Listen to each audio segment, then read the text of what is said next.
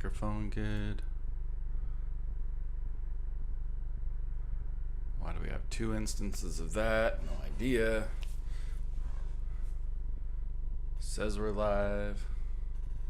All right.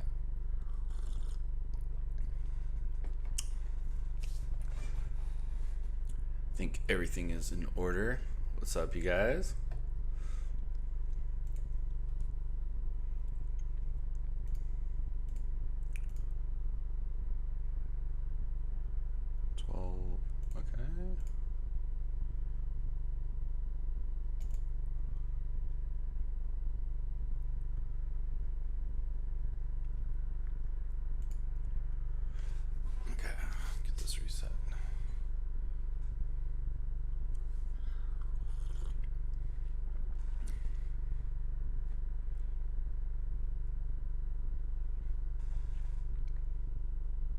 Okay, 99% sure everything is working.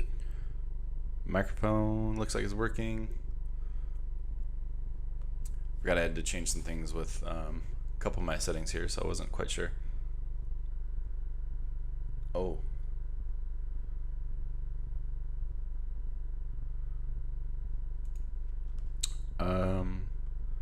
It's going well. Can you hear me? I can't see. Where's my...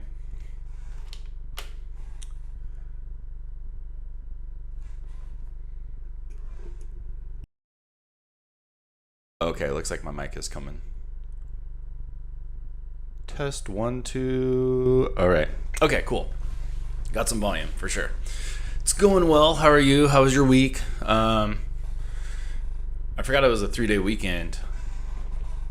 So that's super nice. I actually like last weekend doing yard work. Hurt my back a little bit, so I'm looking forward to this week's rest. Girlfriend's going out with her friend for the weekend to like a camping trip. So that's pretty cool. Well, not today, but tomorrow and Monday. What's going on, EJ Too Much? And what's up, Charles? How you guys' week's been? Oh. I felt like it was never gonna end. And now next week it'll feel like super short just because we have that 4-day week. And I'm gonna be bored for an extra day. And I can't remember. I think the futures are still open on, like they open up just for a little bit on Sunday night, even though we're closed on Monday. And then we have the 17th, some quad witching going on, so look for some drop around the 17th. Oh, I was just reading about the SEC deal about investigating into charge for orders, which is Robinhood's. The reason they can charge us no commissions is because they basically sell the transaction to somebody, and on those transactions they make pennies on it or whatever. But that might go away. Yeah, I'm ready for a question whenever. I'm just just sitting here with the coffee, so I'm all set.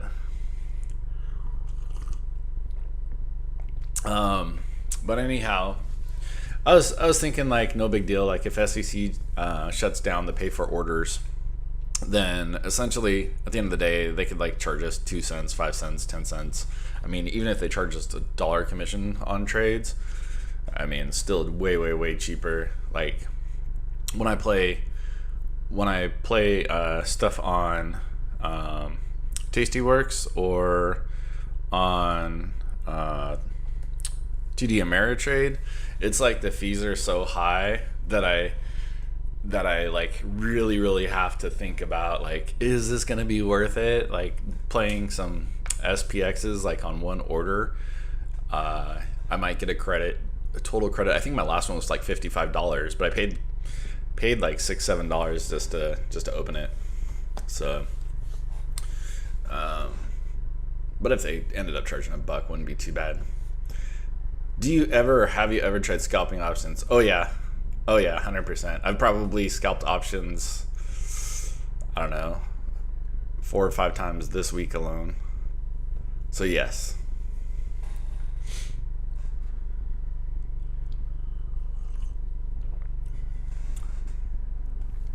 But yeah, actually I do it all the time.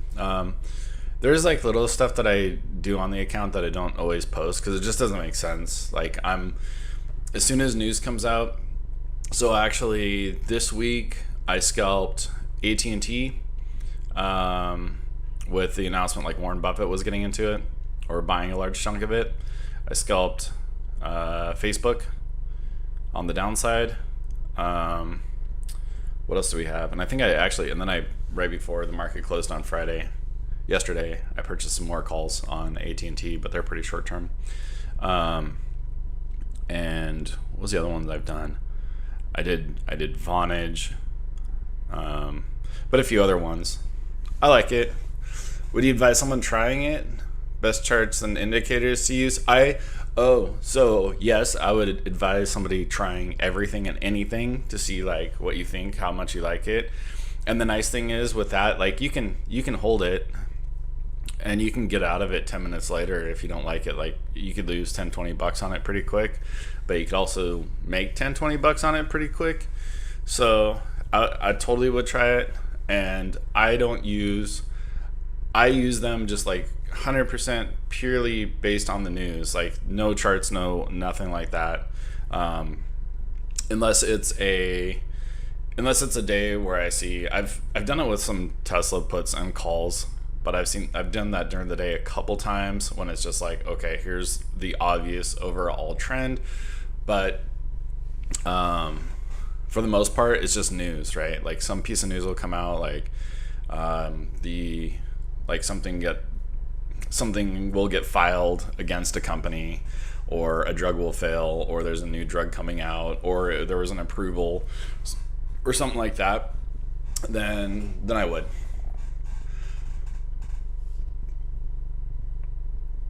Tried it twice this week on SPY, made 30% on one, broke even on the other. Hey, can't complain about that. What's up, Velocity? How do you roll calendar spreads? I mean, just basically, that just since you have two options on that, you would just basically close those out. You would buy and sell, and then sell and buy. If I had a calendar spread open, I don't have any calendars open right now, but essentially, I don't know. It depends like what you're trying to do too. You could roll them up or down, but basically out. You could roll them out to a further date, but on calendars, usually you're kind of looking for that. You're looking for that nice, warm middle area of profit. I've never really thought about rolling them out. Like I would close them because generally the reason that you're going to want to move them is that the stock is getting volatile again. You don't really know where it's going. So I would just keep them the way it is. I would just close them. What's up, Ghostbusters? Yeah, it's been a couple months or something. Yeah, been a while. What's up, Grant? How you guys doing? Did you guys all have a nice green week? I think we ended up. That was such like a weird Friday, right? We were like up, down a couple grand. In the middle of the day, I was like, every like once in a while, I'll end up with those days, and it's crazy. Like whatever on the $190,000 account, where I'll end up like up $1 or down $1. And then going in, I thought we were going to come more to the downsides, which would have been good for our call credit spreads. But either way, we still have 3 more days of decay. So everything should be pretty dang good on Tuesday. But ended up $1,000 on Friday. And I think the week as a whole, ended up 9,000 this week. So pretty good week. Had a small green week, still trying to grow my account. Hey, small green's better than a small red or a big red, because Lord knows I've had some big reds. Slow and steady. We have lots and lots and lots of time. I opened up a very close Amazon put credit spread. Holy smokes, dude.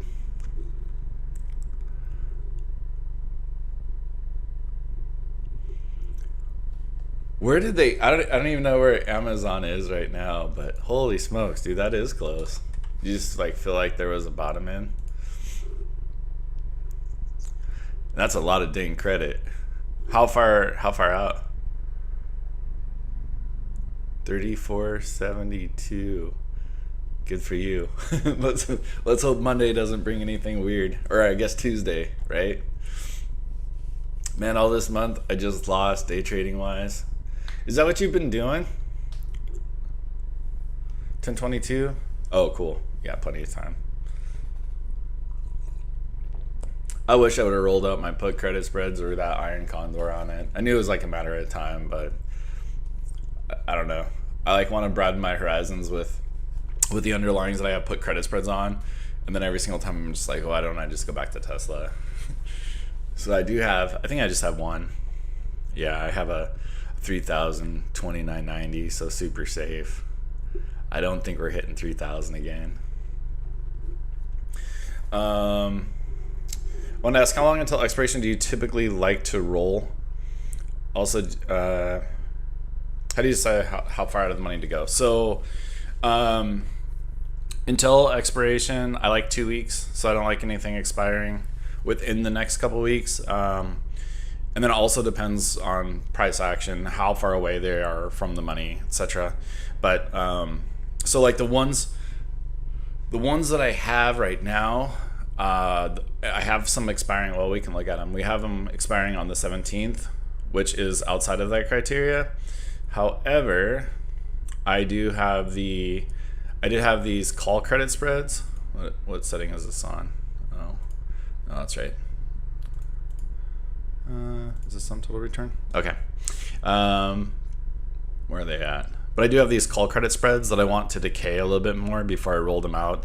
But normally I would like to see nothing expiring within the coming 2 weeks, unless it's like covered calls, something like that, or cash covered puts where I don't mind getting assigned. I don't mind losing the shares like as part of a strategy, or something that's way far out of the money. And then there's a couple exceptions. So like the Coinbase put credit spread I have on. Can we see that? Yeah.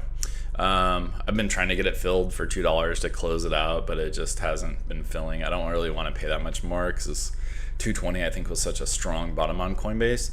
And yeah, besides that, and we're so far out of the money, I think that should close at some time. And then the maybe I don't have any broken wing butterflies on. I keep trying to open them, but I didn't get them filled where I wanted. But broken wing butterflies, I will let those expire worthless as well, and not roll those out or close them or anything, just because it's such little credit in the beginning. I'll take an $8 or $10 credit for a $300 play, so I'll just let those expire worthless.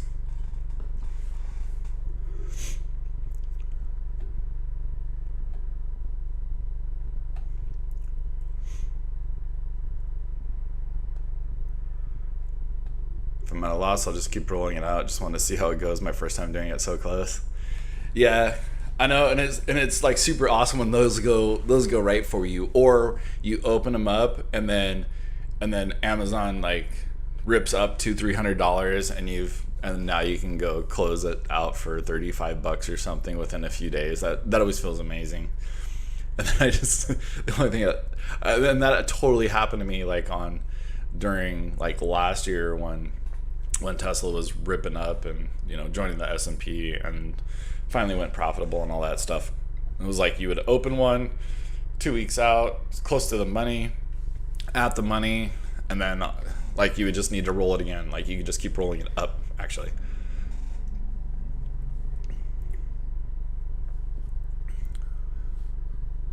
And when you say, yes, I'm 90% day trading, but I've been going small since I have to use my phone now due to me being back at work, and it's been stupid difficult. I wish I was home. I'd be a millionaire. Well, how much? The question is, since you have to go to work, how much do they pay you to not be a millionaire at work? And is it worth it?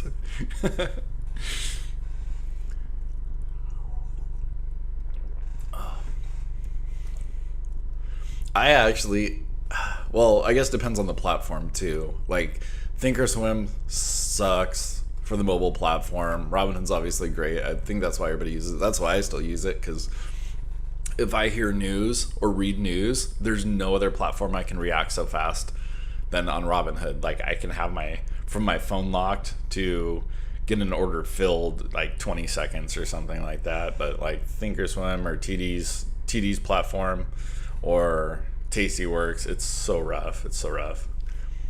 But day trading, I can totally see that. Except for I do day trade on mobile though, because I will do that with the shares. Just can't short anything. I mean, I can buy puts, but I can't short anything. What's up, A, B, C, D, E? I'm trying to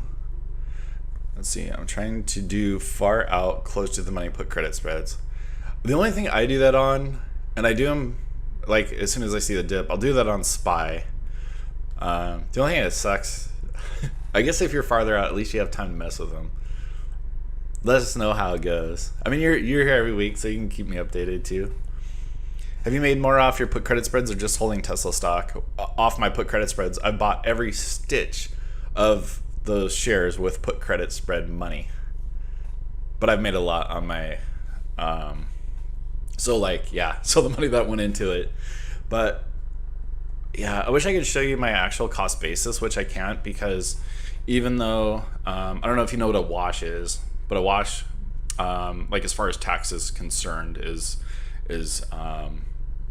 like when you have something expire in the money, let's say you get exercise and you're forced to buy shares and then sell shares like basically in one transaction right away, that doesn't really count as a buy and sell for tax purposes quite the same.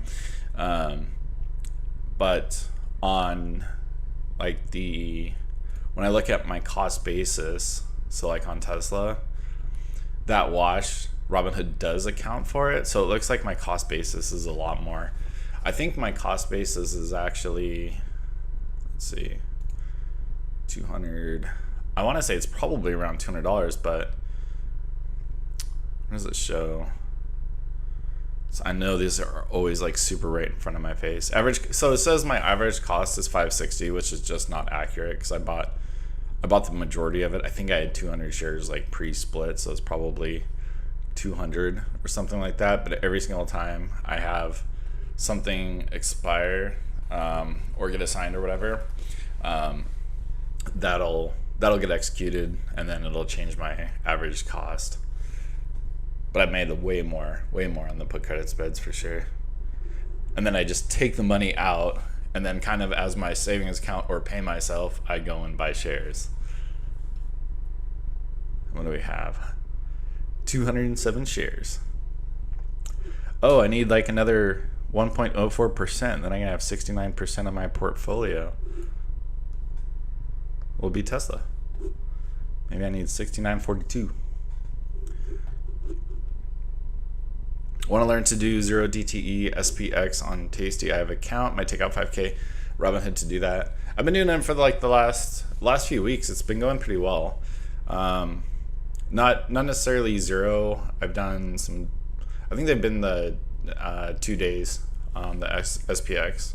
100% win rate, but the sample size is tiny. I've only done three sets of them, but I mean, I think super lucrative if you can do it.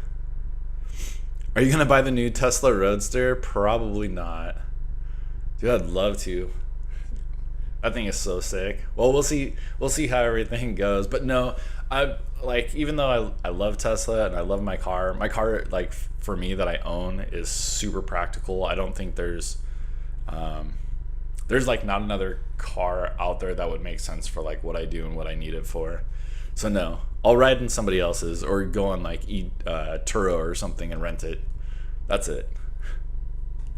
But I do have, I have my Model Y, I have a Cybertruck on order, and I have Tesla Solar coming in. So my Tesla Solar should get started pretty soon. And I don't know if I'll have the Powerwall because I just don't lose power very often. I have the shorts, and I think that's it. It's probably all the Tesla stuff I need for right now.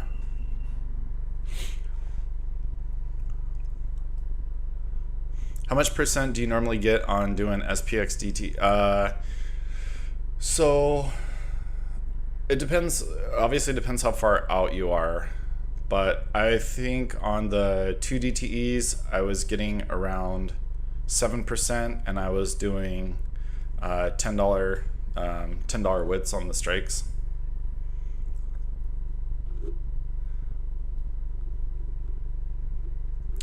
$32.20 an hour to not be a millionaire. Oh, and you're using Thinkorswim. It's the only damn app that I get service with. Oh man. At least you're getting paid okay. I think. Well, I guess it depends where you live. It's ridiculous. Like $30 an hour is so much in so like some places and so little in others. Like I used to think like 100 grand was like the holy grail of income, and then if you live in Seattle, like you're just like can't even afford a house. I picked up a 680 on that expired on the 17th on Thursday, but I probably just need to roll that one. I always get so nervous having a play that is a month plus out, even though I don't have to hold it that long. Man, those make me so much less nervous. You should be way more nervous if that was a week out. Way more nervous. Like, if you go into, I don't know if you probably do know, but if you look at like option strat or any of those options profit calculator, you can lose every stitch of that value so dang quickly if Tesla drops, if it's like just a week out or a couple weeks, and having them a few more weeks out is wonderful. It's great. I mean, it literally, if I did not have that, I would have lost a ton.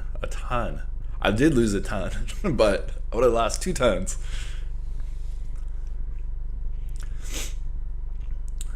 So technically, the put credit spreads fueled the Tesla shares, so it's hard to compare against each other. It's all good, yeah. Since you're the Tesla guy, I need to find a company I love as well. I can buy 200 shares of and do covered calls on like NVIDIA. Yeah. Do put credit spreads on the NVIDIA. You got the Cybertruck. Yep, got it on order. I got half of my portfolio pretty much in cash right now. I don't like it. Yeah, I'm same way. I hate it. What's up, Steven?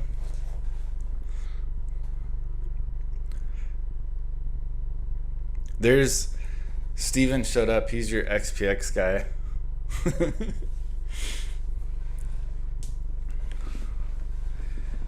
Yeah, who was asking that? What are the average premium percentage wise that you collect on like your 0 DTEs? I know you're not doing 0 DTEs, but 1, 3, 4, 5, 7.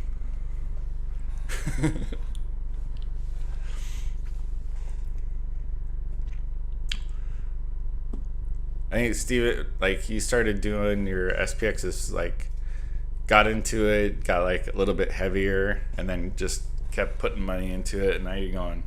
I think your last credit was pretty dang big. I think it was like 800. Was it like 850 or something like that? Credit on your last one. It was getting pretty good size.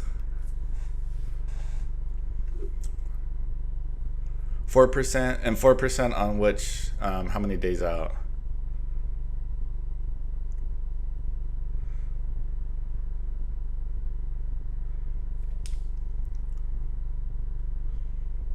Oh, Daniel asked, how do I decide my leg prices for iron condors and credit spreads? Well, on Tesla, it's just purely price action. I don't have a good rule of thumb. That's why I usually try to talk through it when I'm doing my videos and actually putting them on. So I'll kind of like look forward a little bit and say what catalysts are coming out, what news is coming out. Do we have earnings? Do we have events? And then, I mean, there's always things that are going to be unforeseen. That's why I want to be a little ways out. Or if I've seen definite areas of support, like over the past. So For example, we saw the NHTSA report come out, and that moved the share prices like a ton. But to see like what that move was, and then it recover, and now I can look back and go, okay, what if something else horrible happened? It's probably going to drop about the same amount, but fundamentally things are not going to change. The only real unpredictable thing is just overall market sentiment. That could be pretty bad. And I think I actually had the SPX overlaid with Tesla. It's like mimicking it pretty. I mean, not super heavy, but these last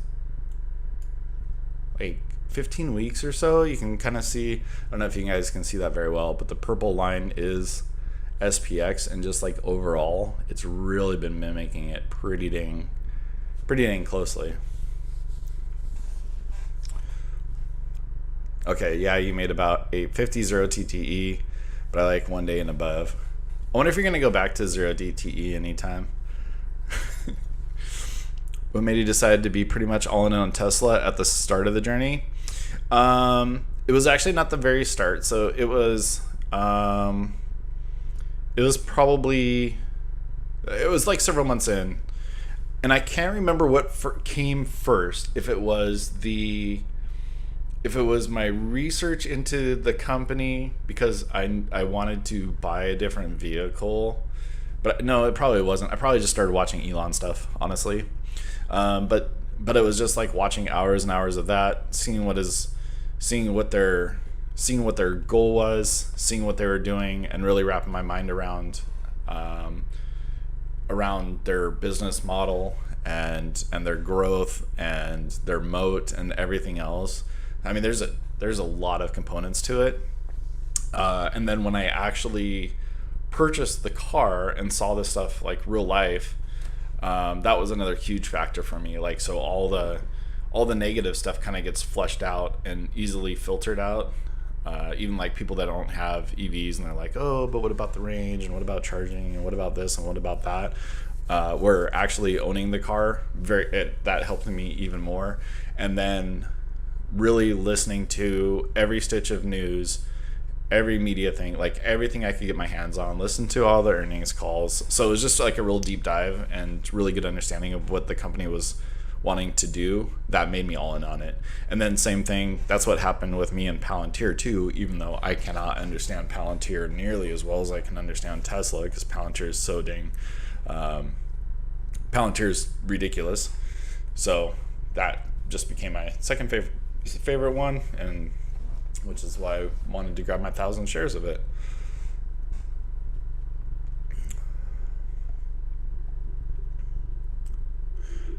Are we expecting any market turbulence coming up? Probably because it's been so relatively smooth. I mean, besides the 17th and the quad witching, that's the only thing I know. That's the only thing I like that should happen. But even after like our turbulence or downtimes just not lasted very long, I kind of expected, like, after you have a certain amount of calm, and it's always like after the calm, like build your confidence, get more and more aggressive with your plays, and that's when it'll happen, right? Kind of what can go wrong will go wrong. Do you use technical analysis for Tesla, or mainly rely on stock news? I rely on price action, news, and that's it. Very, very, very little like super basic fundamentals or technical analysis. Just looking at levels, pretty much. And some of it could be just like round number things where everybody does tend to gravitate towards them, right? Like, once it finally breaks 700 and then it tries to hold support at 700, or these like round numbers. But I'll use some very basic things. I actually think do I actually have some lines on this chart? Like there. Those are all my lines on Tesla. There was this giant wedge which needed to be broken out of, which it did. And then there was this area of resistance which it has broken out of. Then NHTSA report came, and then I see some more consolidation before another uptick, but nothing really much more than that. Planet 13 long-term weed stock. I do have it. Is it on there? Oh, I was like, how do you know that? Yeah, I've been holding it since I have 720 shares I bought for $2. So I've just been holding it for a long time. And not that I was into it. Their fundamentals actually look very good. So that's my buy-in to the weed stocks. So didn't spend a whole lot, right? $1,500 or something like that. So nice gains, right? It's up to 300% or something like that. No, 150%. Yeah. So I'm just holding on to it. I'm not like super attached to it or anything. I don't love the company. I don't use any of their products or anything like that, but I will make an exception when I go to Las Vegas, and I'll go buy something there. Like, I own 720 shares. I need to spend some money here. Do you have any advice on learning price action for charts for beginning investors? I don't. Let me think about that. I don't know how most of my understanding kind of came around. I think it was probably watching quite a bit of videos. Oh, yeah, there's there's a million YouTube videos out there on reading charts and things. Don't listen to anybody who's been doing it for a week or a year or something like me. Go find some guys that have been doing it for a long time.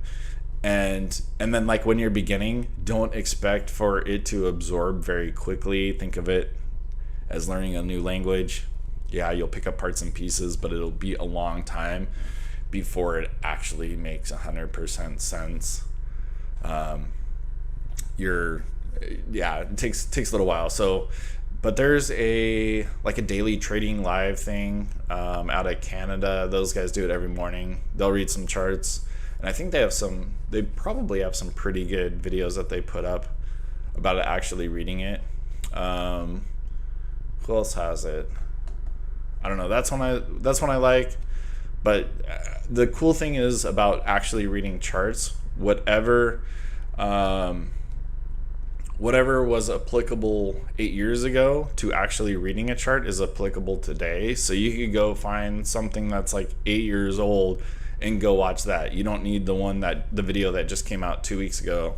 Yeah, you'll need that for like a company's valuation or something like that, but you don't need it. So I don't know how beginning it is, like Investopedia kind of stuff. I mean, I remember going like, what is a candle? And like I didn't understand like what a wick was or a doji or like any of it. It really didn't mean much at all. So, or why are they? I think I probably understood why they were green or red. But it wasn't very long ago at all, like less than 2 years, when I could not tell you what a candle was. I mean, I could tell you this is a candle, but I couldn't tell you what it meant, or like what a pattern was. And there are guys out there doing videos that have been doing it for 10, 20 years. And I kind of also expect, I'm not a music player at all, but I assume people who play music, like, and then have experience with it, could look at sheet music and probably imagine or hear the song in their head. I would think charts are kind of like that after a certain amount of time. Like, these charts are probably speaking to somebody with 10, 20 years of experience about like what's going on with it and what to expect. That's just my guess. Because I do say even at a couple years of reading this stuff, or a year and a half or whatever, like we can pick up on some patterns here. You have Google 2750s, 2745s, collected $90. Might see a dip. I don't know if it was smart. Who knows? I mean, if you're like super methodical, and I know that now after talking to you last week. So I think whatever it is, like I think it is a good idea. The fact that you're trying it out, and you can just like see how it goes. Are you playing them all 750, 745s, all on the put side though?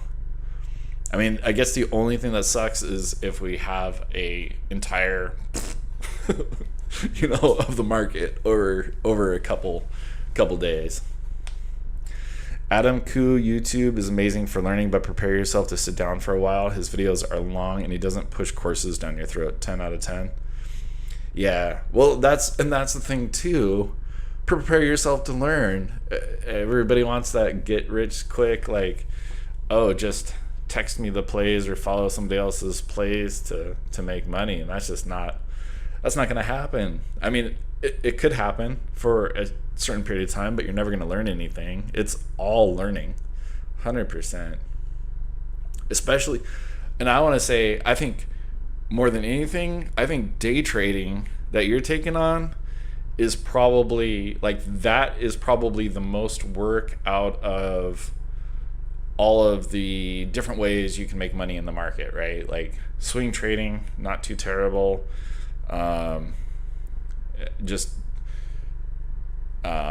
Even I don't know what I'm saying here, but like opening up spreads, selling premium, I think all that stuff is way easier, way more of a set it and forget it than day trading. I think day trading is extremely hard. I feel like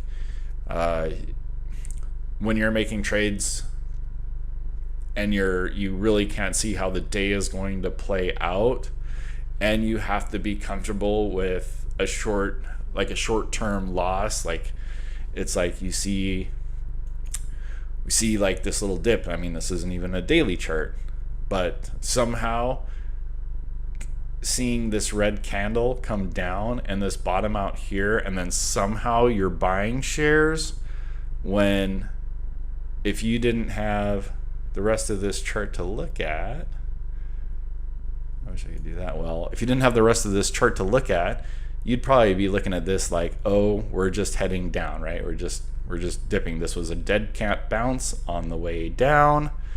And for you to somehow purchase shares and then make money on the upside, I mean, I think that's amazing. But it's got to be super hard because you have to fight your emotions so damn hard to be able to do that kind of stuff.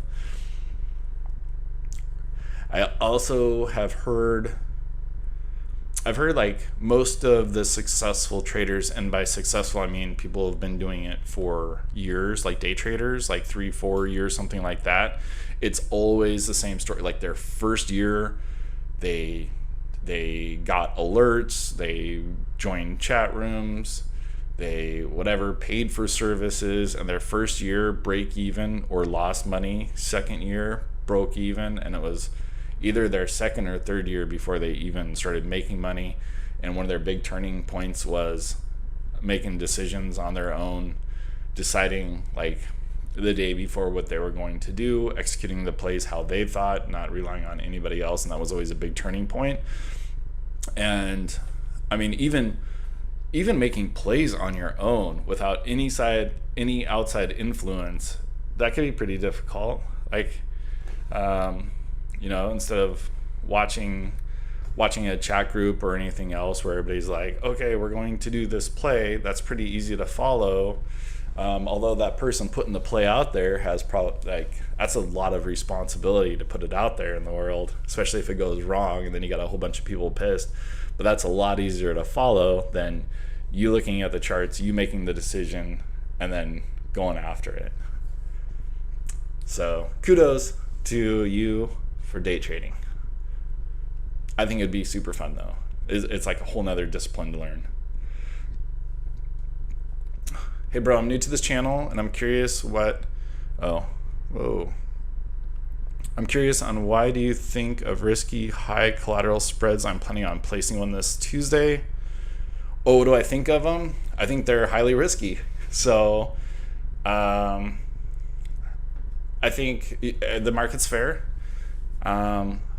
I'll do, I can't say I never do high risk stuff, but it's going to be with a very, very, very small portion of my account, like not 1%, like 0.1%, kind of on a YOLO. It's okay. I'm planning on losing this. And if I do, that's how it turns out. I mean, that's what I expect on a lot of the butterflies, even that I play. So as long as you're taking it for what it is, it's a lottery ticket. And if you do well, super awesome. Maybe you get to post something to Wall Street Bets. But I would plan on losing the money. When you're saying it's super risky, that just means low probability. So for the long term, bad, just not great. But if you do well, awesome, do it. Just not my thing. I like to do it once in a while because I get bored of honestly, the low risk, low reward kind of plays. So I'll do them once in a while, but not a good long-term strategy at all. That's that saying, there's old traders and bold traders, but no old bold traders. With a portfolio of 27.5 and 2K buying power, what strategy do you favor most? Put credit spreads, iron condors? I like them both. I mean, they're so similar. They're so related, but put credit spread. The only reason I favor put credit spreads over anything else, because we can back out to whatever. Is this a 3-year chart too? We can back out to a 3-year chart, and over the long term, SPY goes up, SPX goes up, Tesla goes up, any of that stuff. We zoom out enough, it's going to be up. You can roll them out, and there's a short-term volatility where we can deal with rolling them out a couple weeks. And I mean, obviously, pandemic had us drop quite a bit. But if you would have chosen to roll that out and roll it out, or roll it out far, eventually, even those put credit spreads where you went from 331 down to 218, lost a third of its value a few months later. I mean, what was this, from February to September-ish? You would have been profitable, which is amazing. And you can't always do that with a call credit spread, right? If you would have a call credit spread and you keep rolling that out, well, the S&P maybe never come back. I mean, Tesla, it's probably not going to go down to $42, just saying. I don't know. Or $435. I don't think so. So that's what I prefer. Day trading is super easy for me. I'm in a trade for less than 15-ish minutes. I day trade options instead of shares. Everything else is ridiculously hard for me due to having to hold the positions.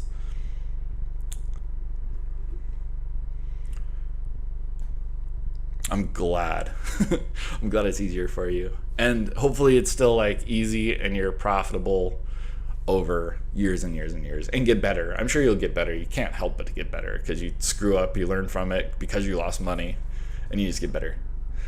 Let's try. I've spent the past year trading options. I've kept it simple for a while, but now I'm getting into spreads to manage risk. Wondering if I could get your opinion on a trade. Sure. What's your idea? I feel like a lot of people hate on Robinhood users. Just someone knowing you trade on it, they signify that you make dumb decisions. But I honestly really like the brokerage, and it's so easy to use. Yeah, did you see that post? It was Robinhood traders outperformed the SPY 3 out of the 4 last quarters or something like that. So they're better than hedge fund managers. Where was that? I saw that. I thought that was pretty cool. I want to see if I can find it. Where did she put it?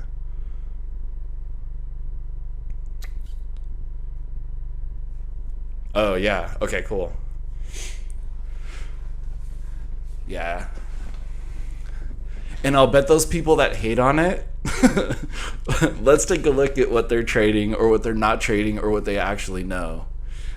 I almost guarantee it, because sometimes I feel like that, like it's silly to have a couple $100,000 on Robinhood compared to a real brokerage, but the fact is it's easier.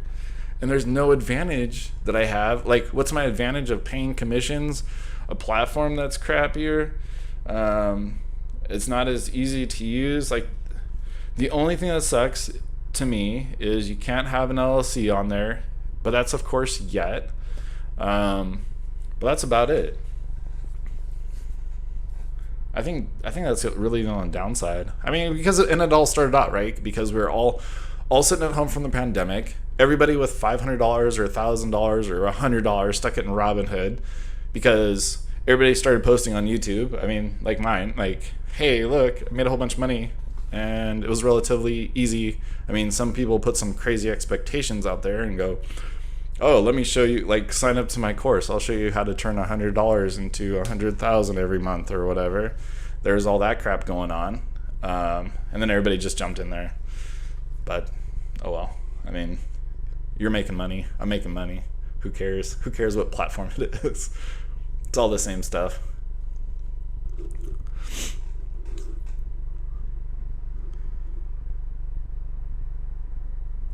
It's because people don't want to figure it out.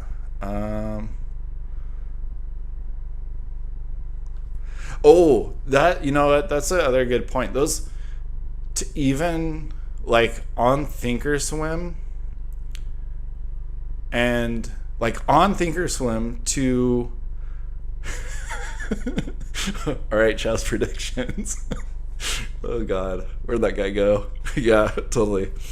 But like on Thinkorswim, if you gave somebody that, it is not intuitive at all. Like, go open up an Iron Condor in Thinkorswim without using it like in the past. Like, you could barely figure it out. I remember trying to figure out, like, how do I actually enter an order? It sucks. It really does. Their mobile platform is actually a little bit better for Ameritrade. And then Tastyworks. I mean, once you know what an option chain is or what it normally looks like, you're okay with it. But on Robinhood, it just makes it so simple too. But what you're saying with not figuring it out, you're right. I mean, it's not easy. It's not simple. It's not user friendly at all. Which is fine, because for decades it was not for us. It was not for the retail trader. That wasn't who they were looking for. When I say risky, I'm talking about 10K collateral. Oh, for the put credit spreads. Oh, okay, cool. Not like a low probability play. That's what I thought you were saying. Risky to me means low probability. How far do you out? Jason, how far out do you relatively choose your expiration dates? I like 4 to 6 weeks out. I think it gives enough time for the market to move, bounce back, and then still has enough extrinsic value to roll things if needed. Sometimes I do play a lot closer. It just depends on what recent price action has been. Like, when I'll see a huge drop, I'll actually play closer a lot of times because it's like so much premium, and I just envision that bounce back for some reason, and that maybe I believe it too much and it's silly, but like the NHTSA investigation was just like a perfect example. Like, I know that was BS. That's not going to change Tesla's profitability or whatever, but I mean, when we have that huge drop, how many days ago was that now? I don't remember. Like, when we had this huge drop here, and I know that's not a continuing downtrend, so I'll actually play closer to the money and closer in expiration. I remember, like, I opened up, I think, week out 600 595s, and I think it was like 10% premium or something like that, like something really good, or 20% premium. That's what it was. I think it was 20%. And I'm like, oh my gosh, that's free money, because I know we're gonna bounce back.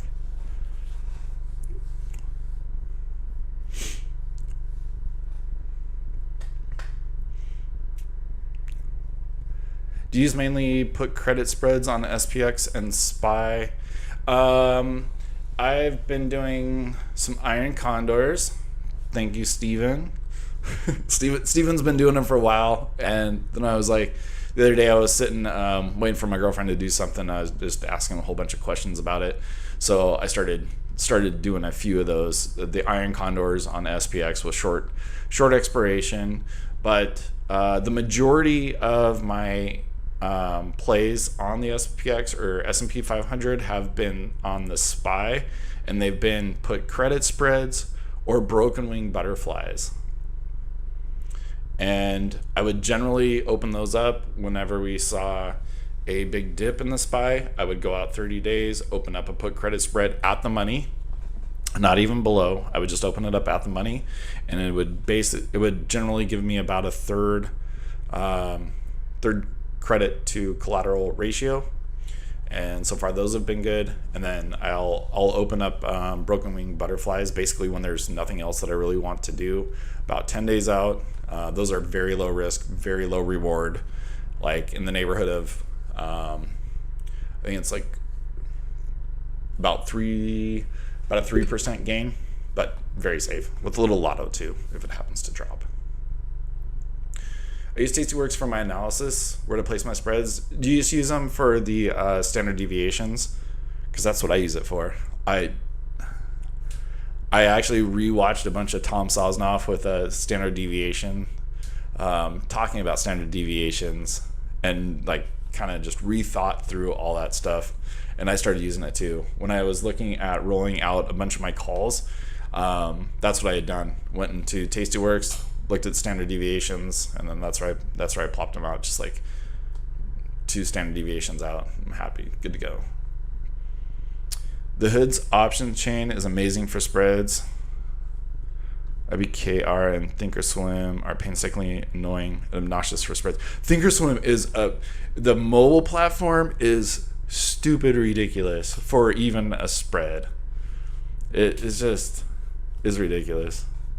Okay, Count Dabula. I didn't even read your name before. So you must like the Planet 13s. All right, get this. Okay. January 2023, Leap 35 call debit spread on NCLH. Give crew lines 2 years of recovery, but if it works out, about 1.2K per contract for a risk of 330. Okay. Where is Norwegian Cruise Lines? I wonder what happened there.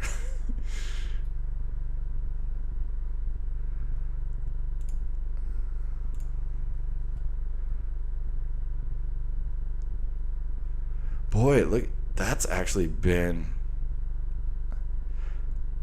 Man, look at that barcoding. Okay, so you're going to do call debit spreads. Sorry, let me see. Where'd it go? Okay, call debit spread. What's your risk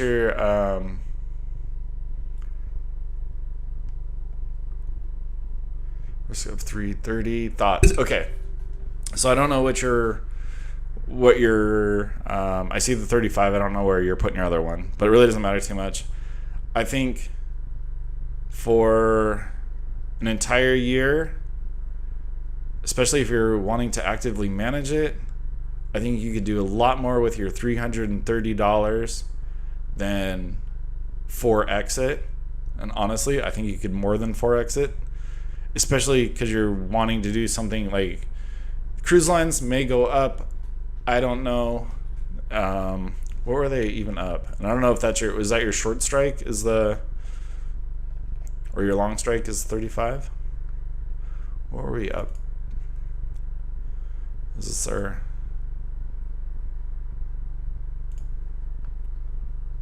Or these guys? They were at 60. Yeah. Like, I think you could do more than 4x your money, especially if you want to do something risky like that. So, what's my opinion? I wouldn't do it. But that doesn't mean you shouldn't. Long strike at 35, and then what's your short one?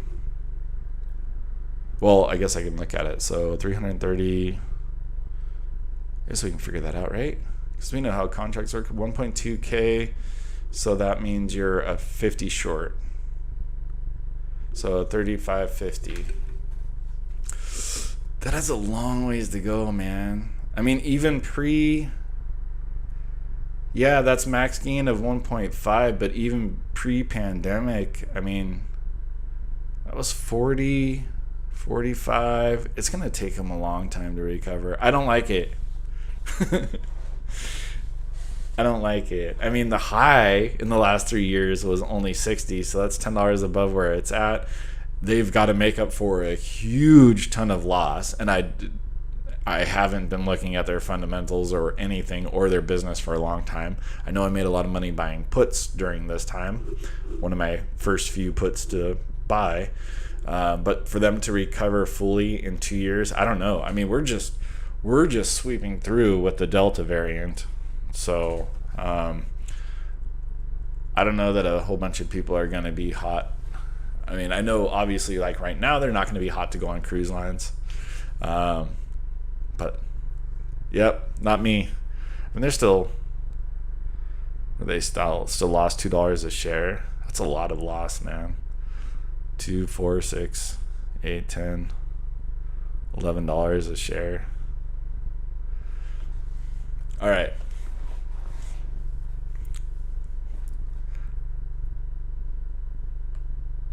Yeah. I mean, but if you were to get it, at least you're kind of down at this little bit lower point right now. I would find another play, but that's just me. 1 standard deviation is 60% out of the money. 3 standard deviation is 99% out of the money. Do they have the or not out of the money or expires out of the money? I thought after 2 standard deviations it couldn't be calculated anymore, like it was undefined risk or something like that. What would you even do with your spreads with a huge market crash? What would I do? Oh, I just roll them out.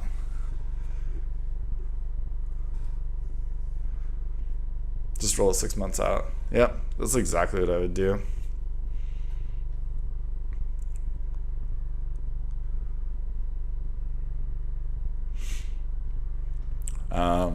Actually, I don't know, because I did actually when Tesla dropped. I mean, I guess we can look at that. So Tesla started dropping February, and I rolled those out to the end of the year. So I rolled them out like 9 months. I rolled a lot of them out 9 months, 6 months, 9 months. I didn't really care. I can wait. And some of them I was able to roll out just depending on where they were, and then I rolled them back, and now they're all good. How do you usually set up your broken wing butterflies? I know I have videos doing it live for sure. If you really want to know, just maybe like look for butterfly or butterflies. But basically it's finding a 10 delta to sell. And this is on the put side. So I find I go 10 days out, find a 10 delta to sell, buy the one above it, and then I buy so I sell 2 of the 10 deltas, buy one above it, and then go down until I'm collecting about $10, and that's the one that I buy, which ends up typically being $300 worth of collateral. How can I set up that purple line? You go into steadies, or wait, oh sorry, not steadies. You go into drawings, or was it studies? No, sorry, it is. Studies, add study, go all the way to the bottom, and then they have compare with, and then you have, let's see if we can see my screen. Yep. Oh nope, I'm in the way. So we'll just move it over here. So make sure you can see it. So we'll grab Tesla over here, and then we'll go studies, add study, compare with, and then you have a list of indexes you can compare it with, or you can hit custom symbol and just type whatever you want in. So if you wanted to compare Tesla to Ford, hit OK, and that'll be your little purple line. And that's it. Easy. Let's see, we can get rid of all these. So then we have the purple line there. And we can see how Tesla's done versus Ford. I have way too many lines on this, but my main goal is to look very professional with lots of lines of different colors and charts. I should make a lot more money this way.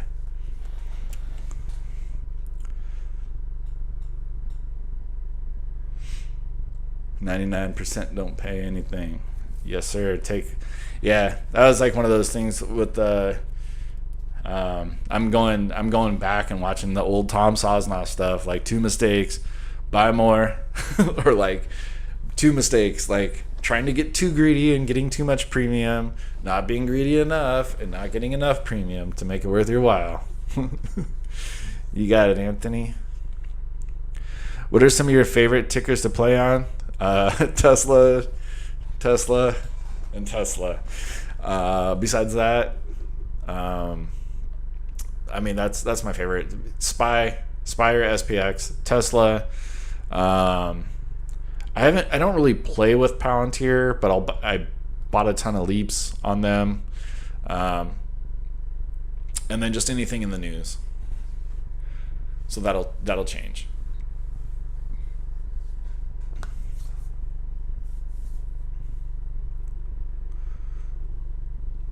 And that's the thing. And then like how do you add a line? And I think that adding a line is easier than opening up an Iron Condor or opening up a spread on Thinkorswim, which is just ridiculous.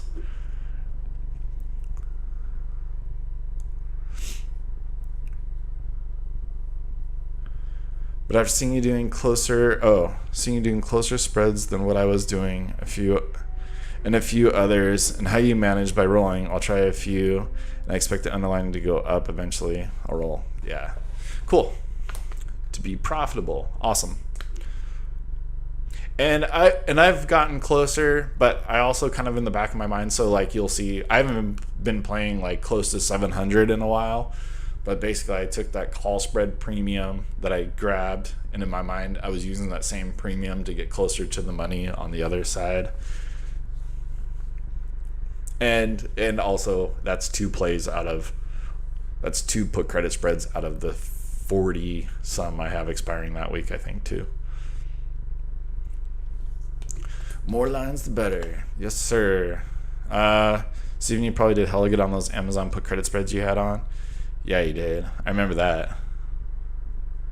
How much does Sosnoff usually say to collect on premium? I don't think he says a specific premium amount. I mean, he literally has, like, you could probably watch his videos. Well, I think you've watched them, but I don't think he has. I don't think he has like a set amount. I think he was just talking about make sure it makes sense, right? You're not collecting $2 and putting $1,000 at risk, but you're also not trying to collect $500 on your $1,000 and being like probably in a position where you're going to lose most of your money.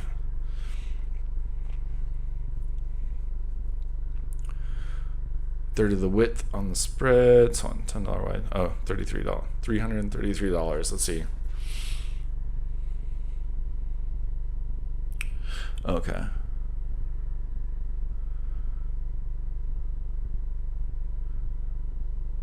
I just found your channel last week, and it has been instrumental for learning more about spreads.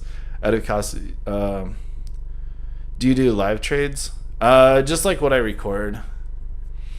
So just like what I'll record on my phone, and I don't know if I'm ever off a day. I do have a day job that I do, so I don't do it full time at all. And a lot of times I'll be trying to record something because, it's like when you first start doing it, it's like a lot of people probably need a tutorial on how to use Thinkorswim, and even on Robinhood. So that's why I just kind of like to show it.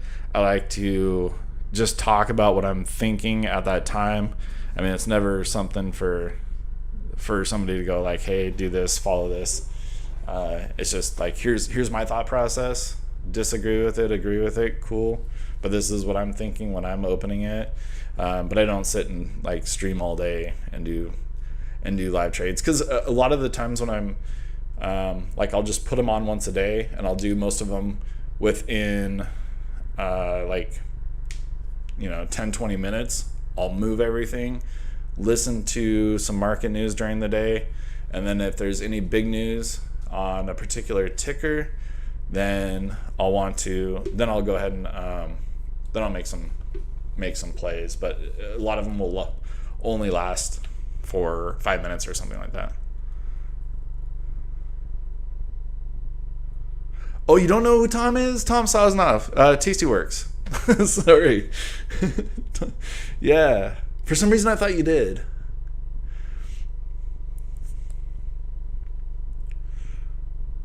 Wait.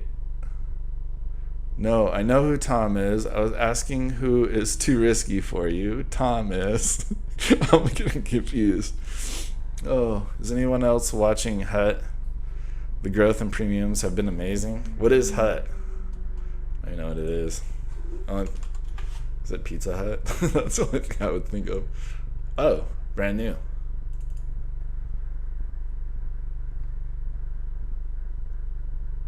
Hut and Mining Corporation. Well, that's had a nice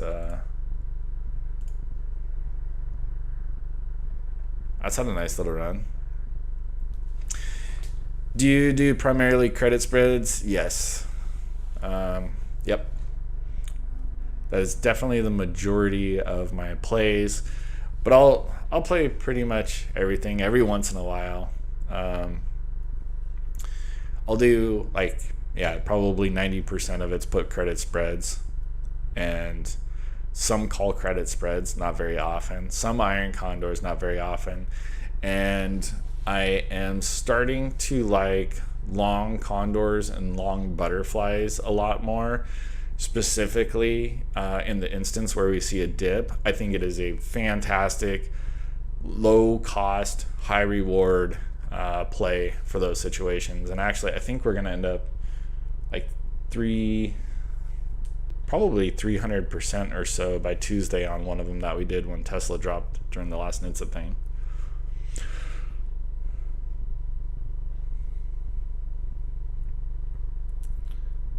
Oh, BTC miner like Mara? No, I have not. Oh, I was thinking like mineral mining. It's so crazy because like coin mining and like lithium mining has been prevalent. Anything made like for batteries. But no, I did not even notice that did they just IPO?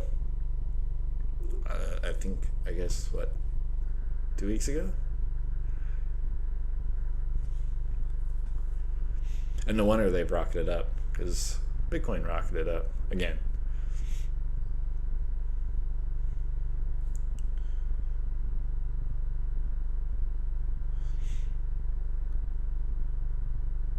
And longer DTs like 30 to 60 days. So I've been doing I've been trying to get back to doing the longer days till expiration. I was doing it for more short term for a period of time. So this is a good example of what I always say, like a fat doctor telling you you need to exercise. But I would say they should be 45, 60 days out, something like that. But then on my account, I would show doing them like for 2 weeks all the time and just being like a little bit more aggressive and greedy. And part of me did want to get aggressive and greedy to take advantage of when Tesla made the rebound. But even though I knew it wasn't the correct thing to do, so I wanted to correct my actions and make them more in line in what I was saying. So I did start opening things up quite a bit farther out. and closing them out too. I had been letting them run all the way till expiration or within a few days, and I'd made a couple of videos just talking about that, right? Like time and management is really all we have on our side, and that's coming from the perspective of like when you open a play, if you have an 80% probability of winning, most likely you're taking in about 20% credit because that's fair. And then so the only thing else that we can factor in to into the thing to make it towards our advantage is managing things, right? We can do some technical analysis, we can do all that stuff, but like play by play, that's the one thing that we have in our tool belt to really be able to affect it. And if we don't give ourselves time, if we open up things that are a day, 2, 3 days till expiration, yes, like for those SPXs, but you can do those, but you have to actively manage them. Like anybody who's playing like 0 TTEs, 1 DT, 3 DT, they have access to their account right there, and they can close it out if they like as a stop loss. So that's the only thing that we have. And I wasn't opening up my trades like I should be, and I kind of basically gave myself a talking to. So yes, try to open them up farther out, getting them rolled out a bit sooner, because it's not a race. Have plenty of time, plenty of months, years to do it. But it was yeah, and I definitely could have paid for that at any point, being not far enough out. And if we happen to have a huge drop, I mean, it costs not only money wise, like, but it costs stress. It causes a lot more than just like a dollar loss. It is like psychologically draining, mentally draining. It is everything draining when you're like looking at something, needing to wake up. Oh, where did it open? Oh no, it's down $10. I'm screwed. I lost all my money. So, yep. And then let's see. Just recently, okay, that was over the counter. Recently joined the NASDAQ. Oh, cool, because I got above $4 too. Man, I really want to buy leaps on PCG.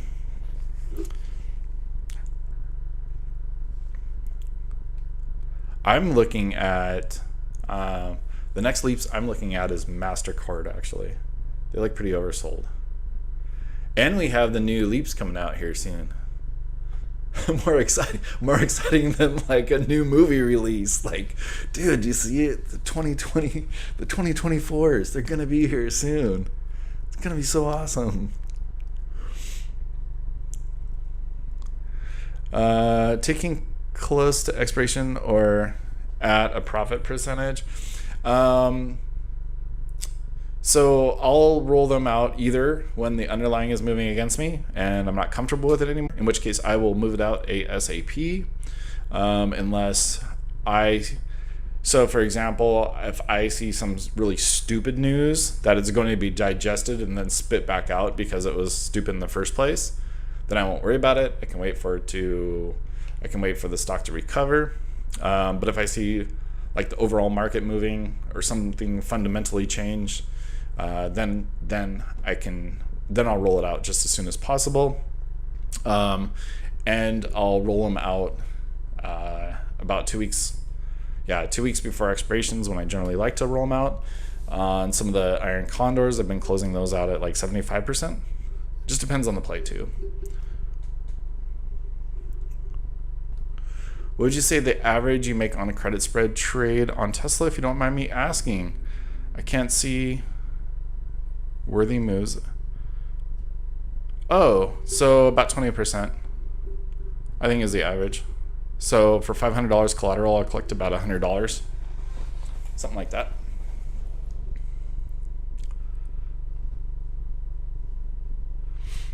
And you can always watch, like, I should be rolling out a bunch of them so you can see what I get probably next week at some point. The next 2 weeks, for sure, I'll be rolling them out. and you can see what I collect on them. But minimum, I would say absolute minimum I've ever collected is probably 10%, but 20% plus on some good ones.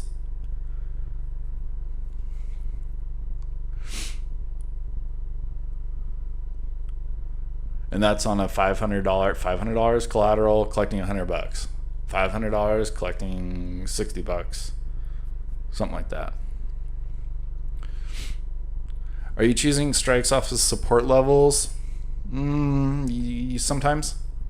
I don't have an ABC 1 2 3. I lag. I'm sorry. Tell the internet to stop it. I've had my new. Let me finish answering this, even if I'm lagging. First, wait. Let me close some extra crap. Hold on.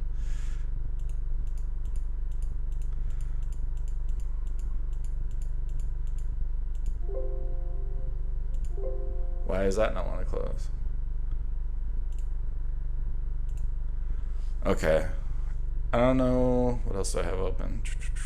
Okay. Sorry if I'm lagging. But I'll finish this. Are you choosing strikes off support levels? So, yes, a lot of times, not always. Mostly it's been history, but that's why I talk about it. Like every single time I open one, I will, sometimes it's like Tesla's dropping, and anytime you have or whatever, and that's mostly what I play. So I'll see Tesla dropping, I'll be like, great, this is uncalled for.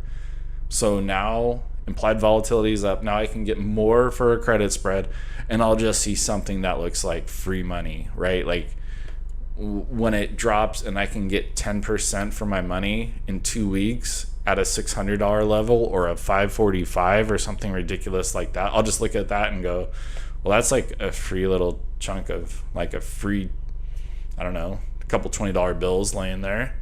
I'll pick that up. But other times I am using support levels, or just a certain amount out of the money.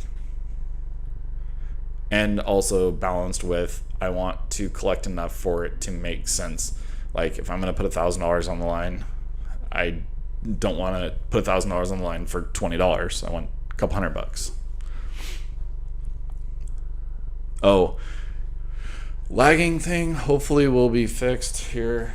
I don't know, in the next couple weeks. I have a new whatever router 5G thing on order, but it's, I don't know, they're back ordered because the whole world is back ordered and there's not enough chips for anybody.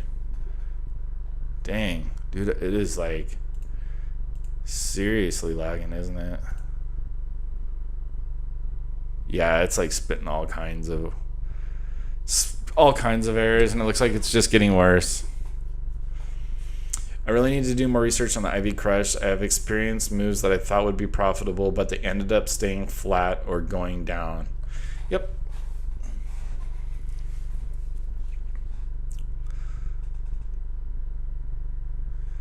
Yeah, I mean, if you want to be able to visualize it a little bit, like option strat, it's fantastic. They have a little slider bar in there that you can move the volatility around and you can see what that is. I mean, just know, like when something moves heavy, when something moves very heavily up or down, just volatility is high, and when it slows down, then it's probably not going to move as much, so it's the volatility is gonna slow down.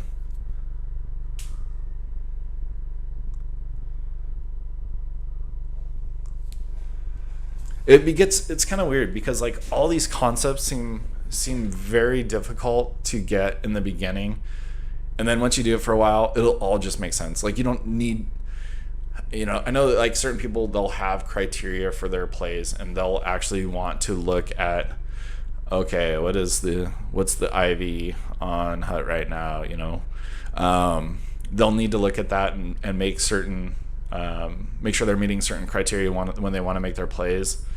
But for the most part, it'll just make sense. Like you can look at this, at this chart for the last 2 weeks or so, and you know whether or not this is a volatile stock. Like you just know that by virtue of looking at that.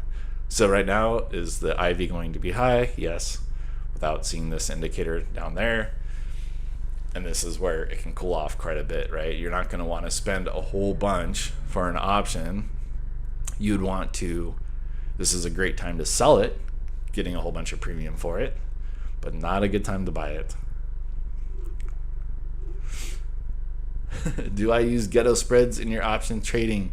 I do use Ghetto spreads, yes. I did one a few weeks ago on that snap leaps, which is also known as legging into a debit spread.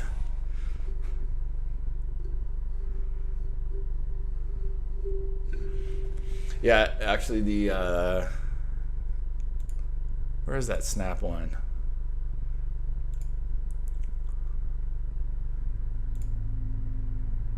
Get a spread referring to, where is it at? There it is. $60 leaps on Snap. Sold the 75 for more than we bought the 64, so we got paid, and now it's a free debit spread, maximum $1,500 upside. That we only have to wait a year and a half for, or we can close it out and we can take profits on it still too. So yeah, and that's actually one of my favorite plays. And it's, I mean, we're just not taking a bunch of profit, but to be able to take that money off the table, use it for something else, I think it's one of the best things ever. Hopefully my DraftKings gets up there at some point. This DraftKings I was super down on for a while. Only down $650 on it. This was an expensive leaps. Look at that. I paid $2,700 for that thing. That was nuts. That was nuts, man. And then I could have taken some profit. It was up to 34. I guess it was only up $500, which didn't seem a lot percentage-wise for a $2,700 play. But then this thing bottomed out, man, to like $1,000 or so. But DraftKings got a long time, and my feeling on DraftKings is it's like they're going to reap the rewards of all their advertising that they put out there, which I think is a ton. Like every time I turn around, it's like VaynerMedia, they're advertising this, they're buying that. I think like all that money output is going to eventually lead them to some pretty good profitable times, and especially when they're able to scale back on their advertising and they're just the name. Seems like debit spreads pay more than credit spreads. They actually are and should be pretty identical if you really break it down, like what you're sticking out, what you're putting out there for your returns, which should make sense.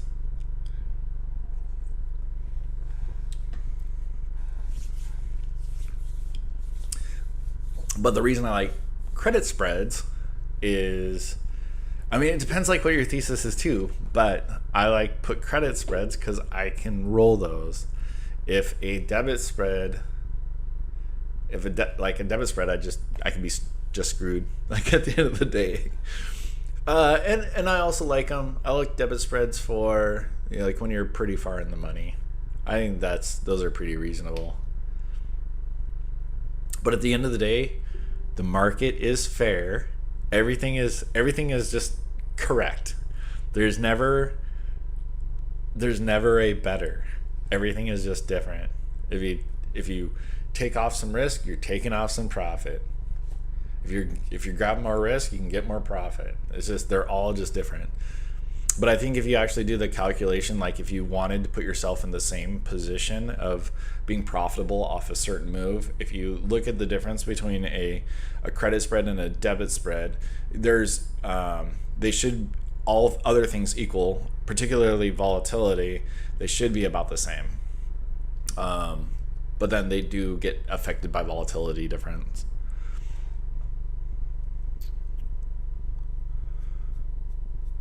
Oh, and I do use Ghetto spreads, and I do listen to Josh too when I'm driving, because that is some quick news. I'm down on my ATVI leap, but I mean, since they're leaps, they do have a lot of time. KPLT is killing it right now. Another one I don't even know. Wait. More risk and credit spread, less profit. Yes. Wait. No. Are these one of the ones that you called out the other day too? It's like a couple of the IPOs. That's why I've been leaning towards debits. More risk, less profit. I guess depending on where they're at too, though. One YouTuber guy says regular candles are better than hiking candles. I see no way. Ban people from this chat. Oh.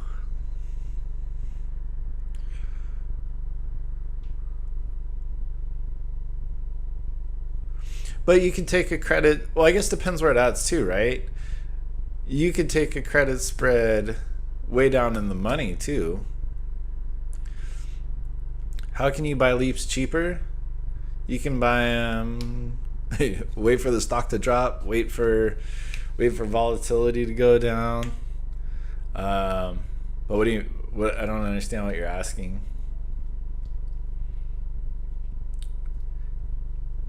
You could buy your leaps as a debit spread just to make it like a little bit cheaper. But it wouldn't make sense because if you're buying a leaps, that's like at least a year into the future, and who knows what could happen. Limiting your upside, I think, would suck. With debit spreads, right?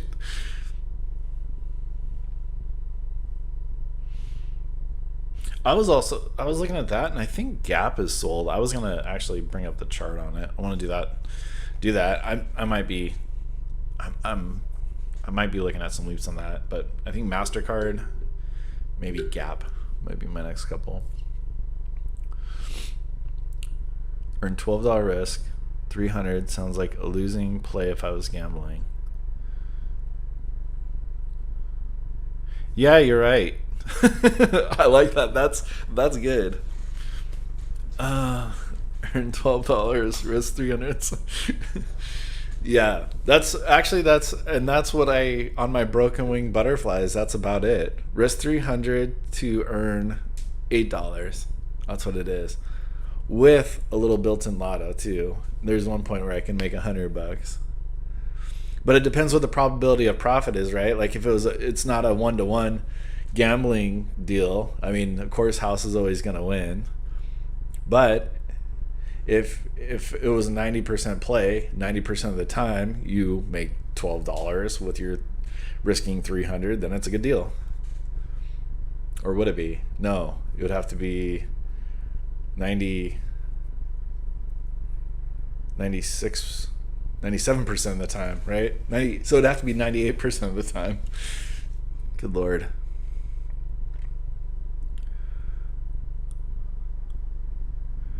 Been doing deep in the money debit credit spreads on the SPY. Been profitable for about 3 months. Getting about $40 with each trade with no losses. Should I keep doing what I'm doing? I do 3-day expiration with price at 450. But I do bull debit credit spreads at 420. Keep doing it. Just make sure you're taking some money. Like, the only thing I would say, make sure you're taking some profit, putting some money aside in case you do, like, in case things you don't want to build up a big nest egg. I don't know what you're doing. If you're like building up this huge nest egg and you're kind of like rolling it, just make sure you're not putting yourself in a position to lose all of that and it wipes it out. Yeah. Exactly. One mistake could wipe out all those gains. Yes. Make sure you're not in that position. So be happy that you won. Stick half of it so you can come back and try again another day if you need to. But if it's been working, why not? Like, keep doing it. But just don't try to be like, this month I made 20% or whatever you've been doing, 50% and 50% and 50% and 50%. Take some off the table. I stick with debit and Ghetto spreads. Nice. That's so cool. That has been coined across the YouTubes. I've heard there's like a whole bunch of different names. Whole bunch of different names for a whole bunch of different plays that we've never heard of. Like, literally, like Christmas trees and what is it? There's like a company, SMB Capital, where they have like a rhino and I don't know. I guess you can make up any combination of anything and look for very specific characteristics of an option play and then give it a name if it doesn't already have one.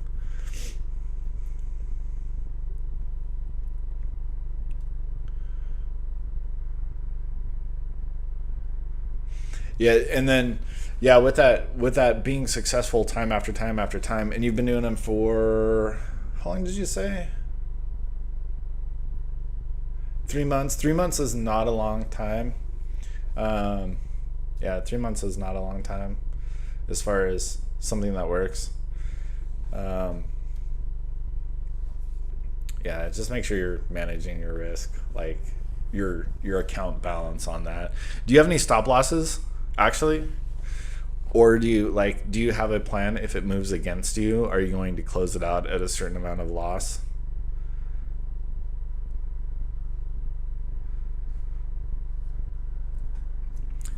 And as we like to say, it all works until it doesn't. For sure.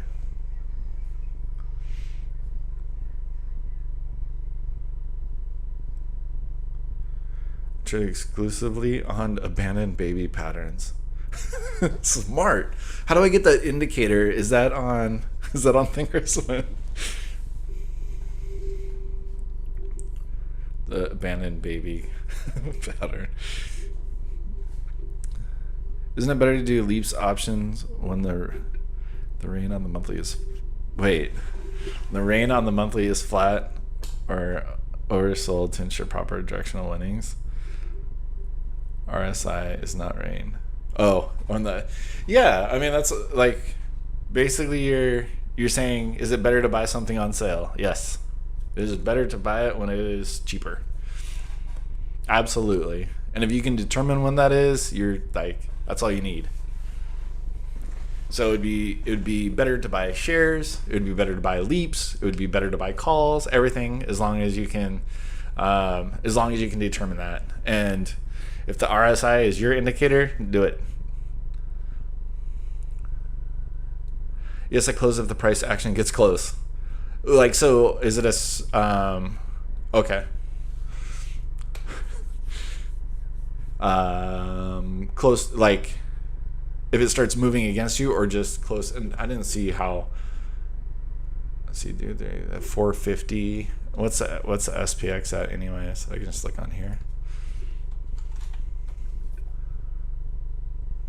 Yes.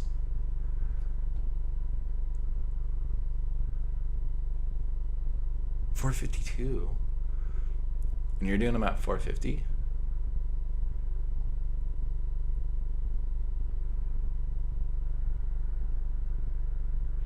Oh, at 450, you're doing them at 20, so you're doing them $30 out of the money, or 30 points, or 300 on XPX. Yep, it'll work till it doesn't.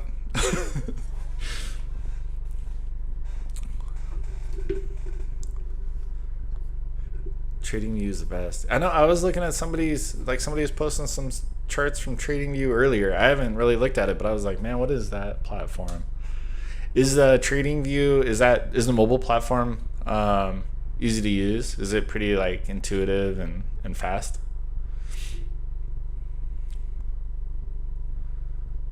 I did a swing trade on Dogecoin and got 125,000. I used 5% of that to trade options. Nice. Dude, my girlfriend's still holding on to her Doge. So much Doge. She'll tell me every couple weeks. She said, don't talk to me don't talk to me about Dogecoin until it's $1.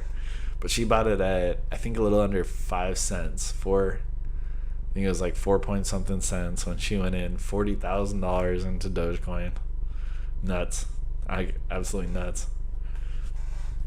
And then it was down to 17, and I was not happy at my house. And then I would kind of forget about it too, and I would be like, "Oh, how'd your account do today?" And Dogecoin would drop. She's like, "I lost whatever $20,000." I'm like, "How did you? It was such a green day in the market." Dogecoin. Oh, okay, gotcha.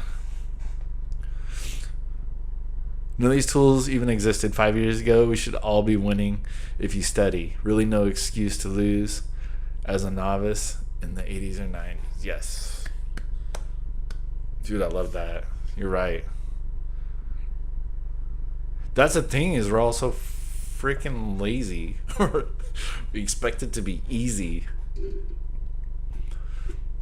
Maybe I'll grab some trading to you. Do they give you referrals? Do you have a referral link or anything like that? Like all the other brokerages do? Because I don't have it yet. It'd be a new account.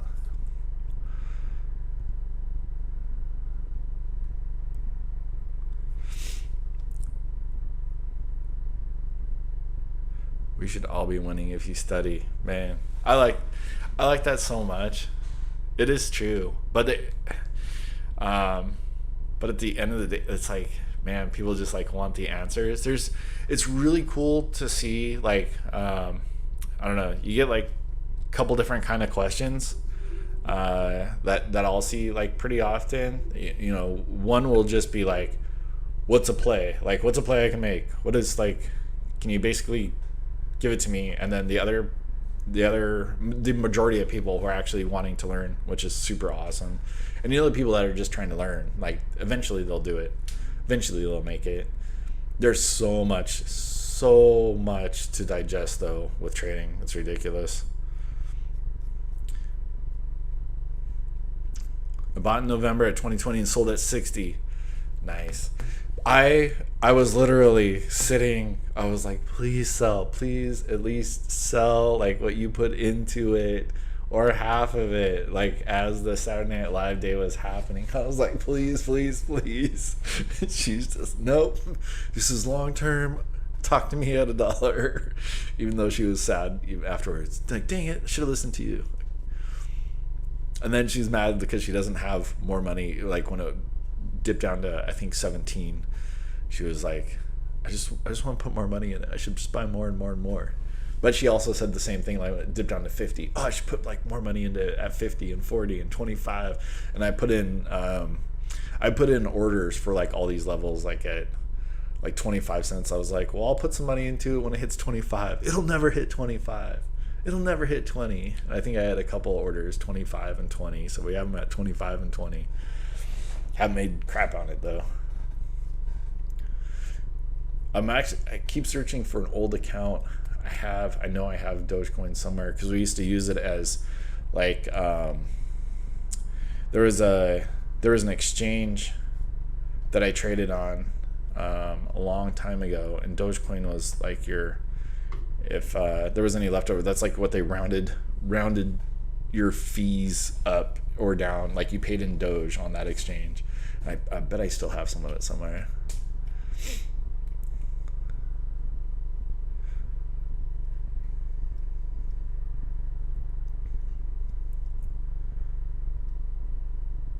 I got Robinhood, WEBULL, TD, Ameritrade, and Ally.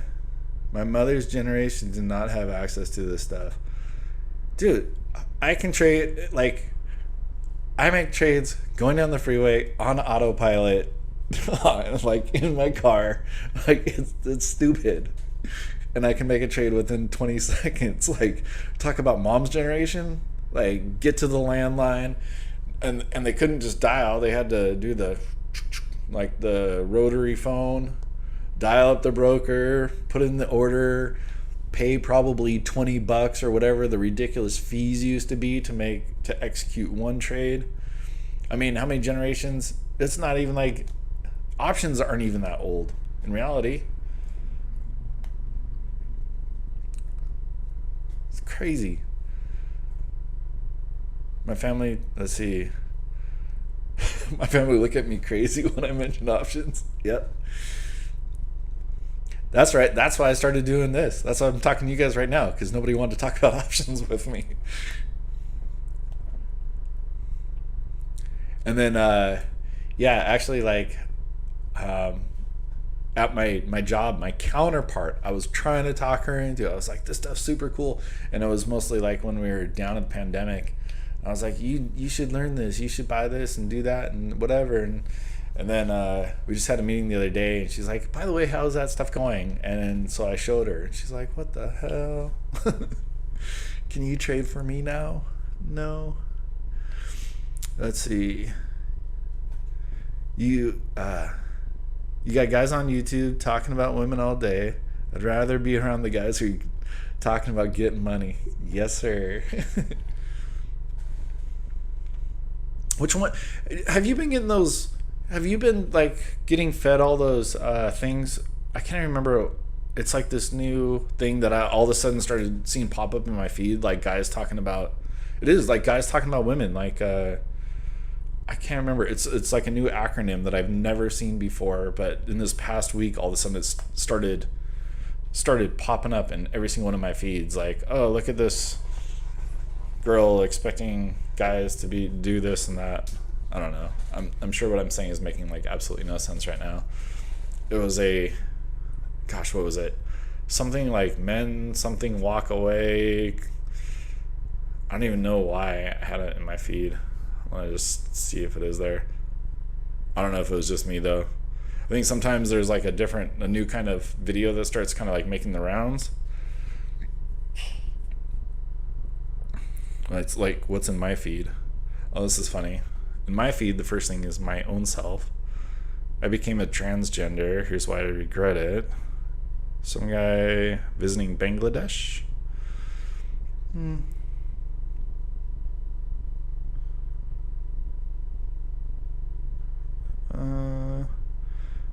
Maybe I don't have it. Maybe I put enough of those not interested things on there. Oh well. All right, exactly. No excuses now. Sometimes I cannot believe it's actually this easy. I know, me either. Oh, there's so many things I can't believe. I can't believe, one, it's this easy. Two, that we have all the resources.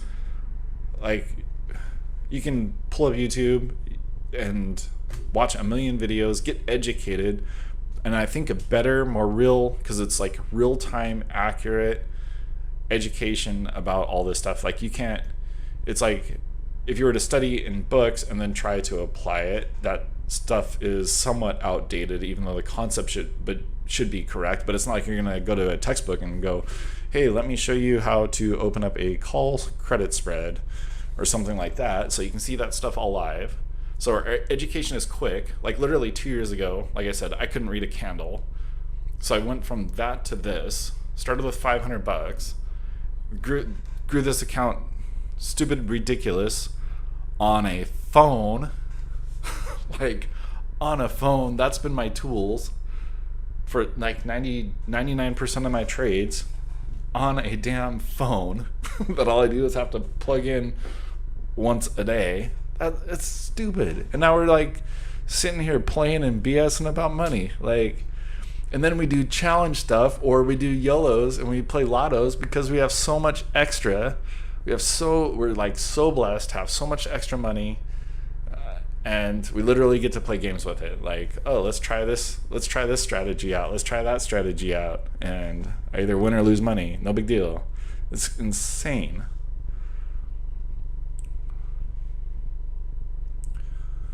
Oh, you seen the videos I'm talking about? Yeah, there's like it's like one of those MSWV, I don't know. And then, but I watched a couple, like they're just, I don't know. Didn't like them. Most guys who got rejected a lot and now they fuss online all day for hours. Yeah, it's those ones, whatever they are. Yes, it's them. Like, one was like I wish I could recall one of their dang names. But yeah, that's what it is. It's like they'll almost like review TikTok videos or videos of women complaining, and then they'll complain about them. I don't know. It's very toxic. It is. We have more than we need. Yes. To where we can play with it to make more. Yeah. This is the time to do it before they try to regulate more. Yeah. Or they try to, even like without the regulations, they're talking about taxing it more. Where there was going to be like no differentiation between the short and long term capital gains. I think that was like one of the proposals lately. Black manosphere and white manosphere. Yeah, manosphere. That's one of them that popped up. Was it? I don't know.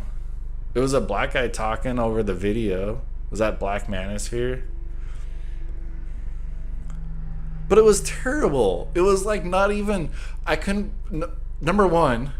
So that was probably the one that I actually watched. Because I'd never seen it before. And what was it? Like, the thoughts weren't great. The points weren't great. It was just like you said. It was toxic.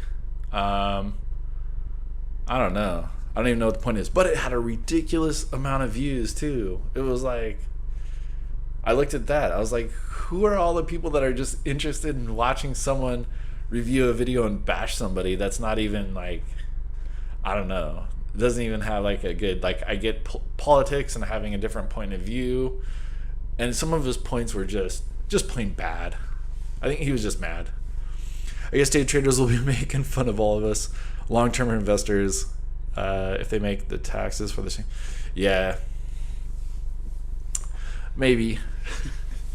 I think you have to respect whatever anybody's doing, though. It's all work. It is all work. Like, after, when we get to the point where we're playing with it, right? We've put our capital up. We've put our time in. We've got some education. We've been most likely psychologically and mentally drained and tested at some point, and we stuck with it. Yeah, so all of it isn't easy, but at some point it does feel easy, especially when you're just selling premium and you're doing pretty well. I mean now I guess I'm in a no lose situation because I've pulled out way more than I've ever put in. 100 times what I've put in? I think something like that. So now it's all fun. Man, is this thing for me? Yep. But I 100%, I think that's why they say 90, whatever the percentage of people that quit trading forever, or they say like 90% of people lose money, and I 100% think that's why. I think they have that bad day, bad week, bad month, and then they quit. There was, at an old company I was at, you had your 401k, and they had the like 5 different options. You could have like, your money market, and then progressively more aggressive. And I remember when we had it was the 2008 housing crash and stock market change, or maybe it was the stock market bubble. I don't remember which one, but a lot of the account value just like crashed, in the course of a couple months, and people got their statements that were, worried about it. They're like, oh, screw this. I'm never investing again. Like, I'm just going to put my money in the guaranteed income. And man, they probably lost out a ton. But I'm sure same thing happens to traders. It's funny because the options is now even a new concept. Oh, not even a new concept, but it's now accessible to everyone. Yeah. If you watch the VIX and SPY for directional moves, you're already ahead of the game. Yeah. Yeah, it's not new, but I don't think the education was available. Like, education's always available, but not as easily. Not where I can, because now I can hit play on a YouTube video and listen to it while I'm doing something else or drive or anything else. That education and the accessibility, though. In fact, literally anybody can do it with $50, $100, like literally $20 probably. I'm sure I bought a $5 option before. Probably lost on them though. So, anyways, dang, I think we've been here for almost 2 hours. Holy crap. Man, you guys stuck around for a long time, but I think I'm gonna get going. I think mostly, have we just like BS'd about stuff? Hopefully something was helpful for today. Maybe we got nothing else going on. It's all cloudy where I'm at anyways, so unless you guys have anything else, I'm gonna get going, and then we'll probably just see you on Tuesday. Oh, let's see, that's why I like you live on Saturdays. Cool. Appreciate all you guys sticking around, stopping by. I love doing this. Every single time, I like literally like about an hour before, I'm like, I wonder if anybody's gonna pop by today. It's gonna be like this long weekend. I don't know if I'm gonna have any fun, and then it's always super cool.